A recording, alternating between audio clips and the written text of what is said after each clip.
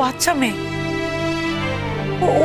ওর মাথায় যখন একটা কিছু ঢুকেছে তখন নিজে থেকে যতক্ষণ না সেটা বেরোচ্ছে আমরা হাজার চেষ্টা করলেও সেটা বার করতে পারবো না। পড়ার কিন্তু ওকে তো বুঝতে হবে, সময় দিতে হবে ওকে, ওর কনফিডেন্সটা তৈরি হওয়া দরকার। আর আমি যদি এখানে থাকি তাহলে সেটা কিছুতেই সম্ভব হবে না। কিন্তু তুমি ওকে বাড়ি ছাড়া করো না, এই বাড়ি থেকে তুমি ওকে কোথাও যেতে দিও না। তুমি যাবে বলবে, কিন্তু তোমাকে কেউ যেতেও দেবে না। মামাম ঠিকই বলে, মামাম তোমার কথা ঠিকই বলেছে। মুনিয়া, এই তোমাকে গল্প বলে বলে ঘুম পাড়িয়ে দেবে বলো? আর ডান্স কে শেখাবে বলো? আমার মামাম শেখাবে। তোমার মাম্মা বাবা ডান্স জানে নাকি? হ্যাঁ, তোমাকে শেখাবে?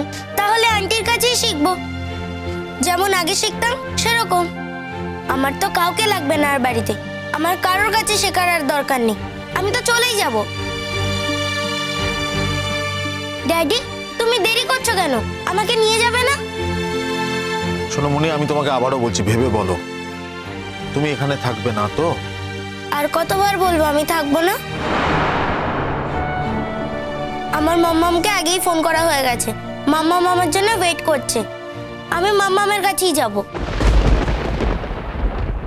মুনিয়া, ওরা না হয় নতুন বেবিকে ভালোবাসবে, কিন্তু আমরা তো তোমাকেই ভালোবাসি বাবু।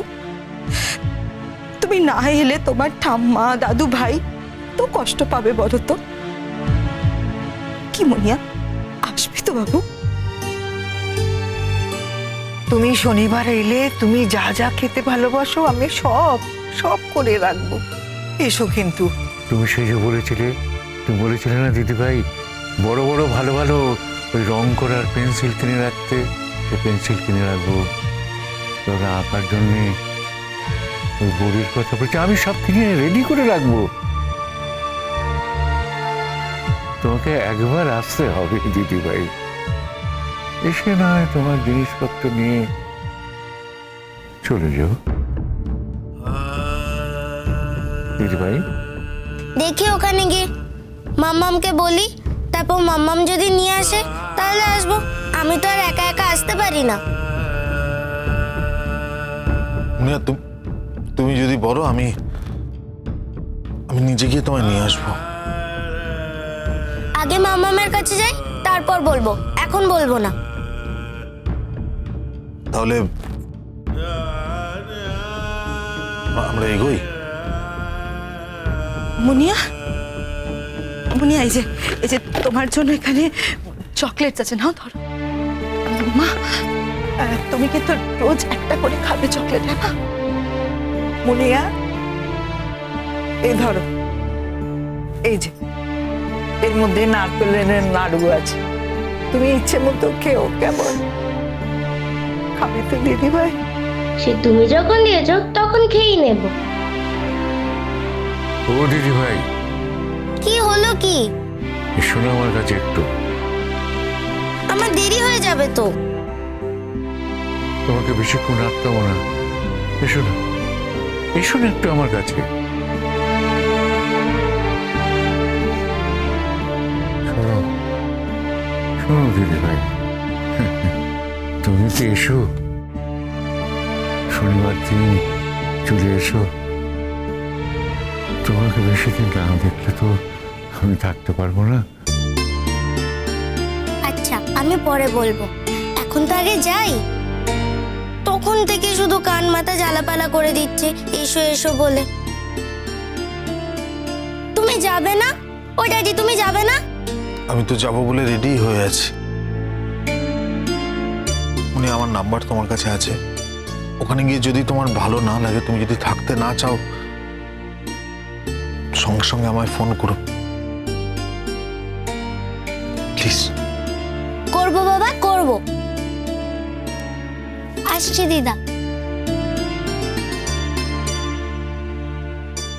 এসো, এলো ধরো।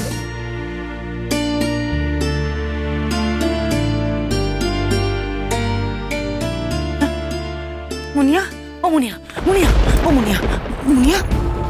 মুনিয়া, আমার সোনা মা, আমার সোনা মা, আমার লক্ষ্মী মা, আমার মুনিয়া।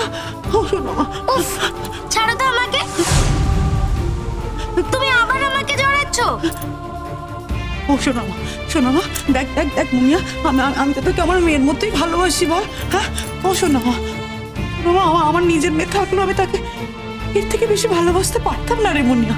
দেখ দেখ, আমি তো জানতাম যে তুই আমাকে মায়ের মতোই ভালোবাসিস মুনিয়া, কিন্তু এখন তো দেখছি তুই আমাকে মায়ের মতো ভালোবাসা তো তোর আন্টির মতো ভালোবাসিস না। উফ, কেন মা, কেন মা এরকম কেন করছিস? কেন বলেছিলি তাহলে আমাকে ভালোবাসিস? বল বল, কেন বলছিস? কেন বলেছিস? জ্বালা হলো তো দেখতে পাচ্ছি, তখন থেকে শুধু বক বক বক বক করে যাচ্ছে। আমাকে জ্বালাতন করছো কেন এত?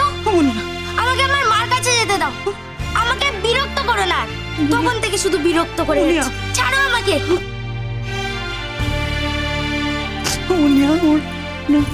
এরকম করিস না বাবু, আমার লক্ষ্মী মা, আমার সোনা মা, এরকম করে না মা। ছাড়ো না পারা না, তুমি ওর উপরে রাগ করে থাকতে পারো তাই বলে আমি ওর উপর রাগ করব না? পরাগ, আমি কখনো ওর উপরে রাগ করে থাকতে পারি না। মুনিয়া, মুনিয়া, আমি জানি তোর মন খারাপ করলে তুই ঠিক আমাকে ফোন করবি। বল, করবি তো? আমার নাম্বারটা নিয়ে যা মা। হ্যাঁ না, আমি তোমাকে কোনোদিনও ফোন করব না। ঠিক ঠিক ঠিক আছে, করিস না। আমি তো জানি তুই আমাকে ফোন করবি, আমি বিশ্বাস করি মুনিয়া। আচ্ছা দেখ, তুই ঘুমের মধ্যে কত সময় আমাকে খুঁজিস, হাত রাতিস। আচ্ছা ঠিক ঠিক আছে, তোর ড্যাডিকে ফোন করিস। হ্যাঁ, তোর ড্যাডিকে ফোন করবে, আমি ওখান থেকে কথা বলে নেবো। শোনা মা, লক্ষ্মী মা, আমার ভালো মেয়ে হয়ে থেকো কেমন? ভালো করে লেখাপড়া করো, মাম্মামের সব কথা শোনো মা, সব। আমি তো গুড গার্ল, আমি তো আমার মাম্মামের সব কথাই শুনি, কিন্তু এখন আরো বেশি করে শুনবো।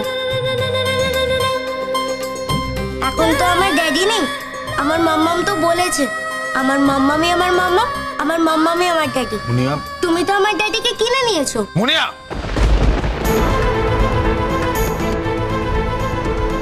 তুমি দাঁড়িয়ে রয়েছো কেন? চলো আমরা যাবো তো, এসো। মুনিয়া,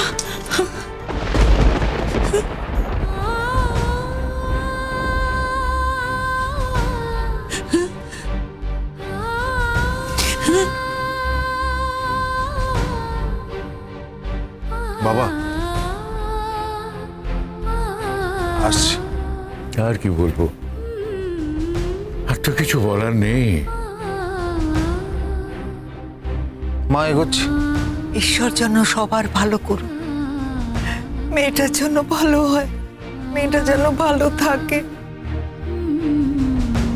সাথী, এসো দাদা ভাই, সাবধানে দেবো।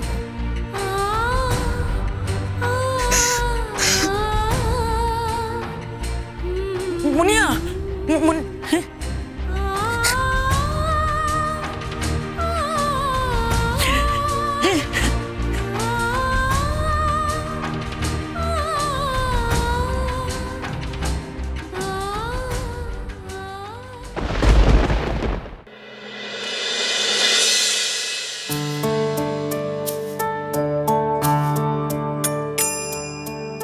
কি হলো মোহর, এত কাঁদছো কেন? আরে এই তো আমি ফিরে এসেছি।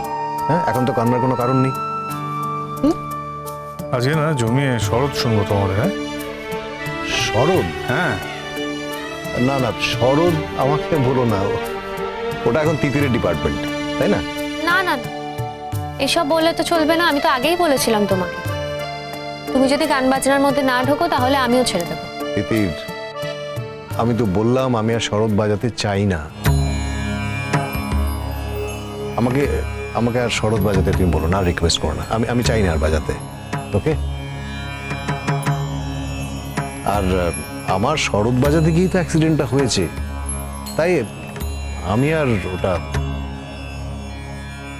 ঈশানদা, শরৎই কিন্তু তোমাদের মধ্যে একদিন মিসআন্ডারস্ট্যান্ড ঘটিয়েছিল।